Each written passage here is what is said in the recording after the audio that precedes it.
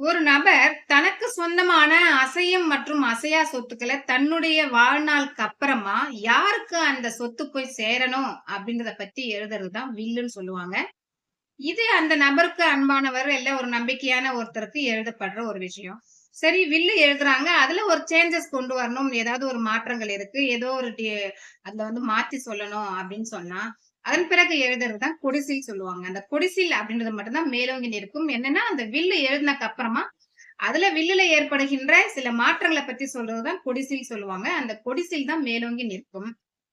சரி, அந்த வில்லு கண்டிப்பா ரெஜிஸ்டர் பண்ணி இருக்கணுமா? அப்படின்னு கேட்டா, ரெஜிஸ்ட்ரேஷன் ஆக்ட் படி அது தேவையே இல்ல. அதாவது மேண்டேட்டரி ரெஜிஸ்ட்ரேஷன் அப்படின்றது வில்லுக்கு கிடையாது.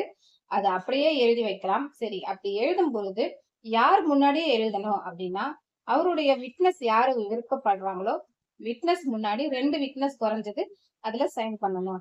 அப்படி யாராவது கையில எழுதுறாங்க அப்படின்னு சொன்னா, அந்த கையில எழுதினவரு, நான் தான் இந்த வில்ல அவர் சொல்ல சொல்ல எழுதினேன் அப்படின்னு அவரும் ஒரு சைன் பண்ணணும். நாளைக்கு நீங்க கேஸ் போடுறீங்களோ, இல்ல ப்ரொபேட் போடுறீங்களோ, எதுவா இருந்தாலும் மினிமம் ஒரு விட்னஸாவது நீங்க விசாரிக்க வேண்டியிருக்கும் கண்டிப்பா.